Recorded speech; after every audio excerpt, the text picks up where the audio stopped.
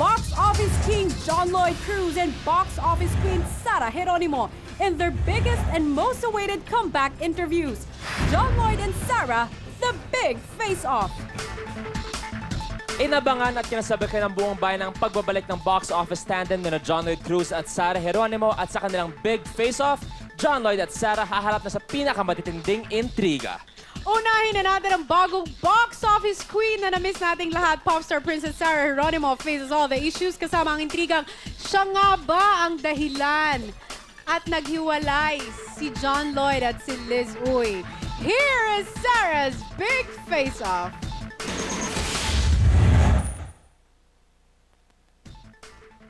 The big face-off, Sara Geronimo sinagot ang lahat ng maiinit na issues na ikinakabit sa kanya. Welcome back sa Entertainment Live! Thank you. But first, let me congratulate you dahil napaka-successful talaga ng US tour mo. Bukod dyan, syempre, gusto rin kita i-congratulate dahil sa Guillermo. Ikaw ay tinanghal na box office queen. How does it feel? Maraming salamat po sa Guillermo for the recognition. At yun nga, siyempre, hindi naman mangyayari lahat ng yun kung hindi dahil sa mga fans, sa fans ni John Lloyd, at ako, sa fans ko, sa Popsters. Thankful na lang ako sa kay Lord, sa Viva, sa Star Cinema, na talagang sumugal sila dito, knowing na wala kaming enough foundation ng team up namin ni John Lloyd Cruz. Nakadalawang pelikula kayo ni John Lloyd, di ba?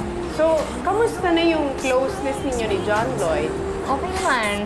Naalala ko nung first time tayo nag-perform dun sa ASAP na magkasama tayo, pinapanood ka ni John Lloyd, nasa harap talaga siya. Alam niyo ba na tuwing may performance si Sara sa ASAP, talagang mini-make sure niya na manunood siya sa'yo. Bakit? Talaga. Oo. Parang hindi ko naman nakikita. Naririnig ko si John Lloyd, si Sara na ba? O tapos manunood siya dun sa harap. Hindi naman narinig mo. Oo, narinig ko yun. Sabi niya, tinatanong niya, gusto ko rin ako yung pinapanood niya, pero hindi eh. Iba yung smile nung ikaw ang lumabas. Mwah naman. Oo. Anong feeling? Fan mo si John Lloyd? Siyempre, ba alam? All of a sudden, there are some chismis and rumors na lumalabas na parang on the rocks na raw yung relationship ni John Lloyd and his girlfriend. What was your reaction about it? Kaya nagugulat niya ako na ako ang pagbalik ko galing ng US tour, parang ang dami lumalabas na ako doon yung naging dahilan.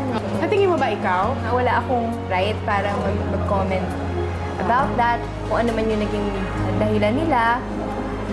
Sana irespeto na lang natin kung ano yung naging desisyon nila. So hindi mo nakakausap si John Lloyd about his personal life? Hindi. Ano na pinag-usapan niyo? Ako, nag-open up ako sa kanya ng mga... Anong ina-open ako naman? I-open mo naman sa amin yun. Kilala niya ko sino yung crush ko. Nung nasa States ka, ang bait-bait ni Raver, sinabi niya na may lumabas na issue na MU na daw kayo and all that nung nasa States ka. Alam mo talagang sinabi niya, respeto sa mommy mo, sa parents mo, hindi po magkaibigan lang talaga kami. Totoo. I think talagang napakabait niya nung sinabi niya. Nag-text ba siya sa'yo pag nasa States ka? Nangangamusta. Oo, sa email. Ay, balita ko kaya madalas siya mag-text sa'yo. Oo, totoo naman yun. Anong sinasabi niya? Kwentuhan. Kapag ka nag-uusap ang isang babae at isang lalaki, parang may ligawan na nangyayari. Oo. Pero, habang tumatagal, nare-reveal kung ano talaga yung intentions para sa isa't isa. Kumbaga, magkakaibigan. So, na-reveal na pala ang intention ni Raver. What was the intention of Raver? Gusto niya ako makilala, na maging kaibigan, maging close. Balita namin, nag-guest sa concert mo sa Camarines Sur, si Mark Heras. Ay, nabighani din daw pala sa'yo yun si Mark Heras. Naniniwala ka ba doon? Matibay ang paniniwala ko na maraming nabibighani sa'yo. Yak! Oo, kamusta daw yung si Mark Heras? Crush ka ni Mark. Totoo ba yun? Totoo, nako. Talaga? Anong sabi niya dun sa interview? Kinonfirm niya. Siguro, parang natutuwa lang sila sa whenever I perform. Napaka-humble mo talaga. Pero alam mo, dapat tanggapin mo na napakaganda mo, blooming na blooming. Yeah! So anyway, would you like to plug your concerts? Go! Yes! June 20, San Fernando, Pampanga. June 26, Dagupan City. July 3, Cagayan de Oro. July 17, Bacolod City. 31, July 31, Cebu City. August 21, Iloilo City. August 28, Tacloban. September 20, Davao City. And available na po Ayan. ang Changed My Life DVD. And ayan po. And yung aking album, Just Me, still Yeah. available. Ayan, so please get a copy. Ayan. And my latest single is Dahil Minahal Mo Ako. Maraming salamat, Sarah. Thank you for being so Slowly. sport and answering all of the questions. Thank you!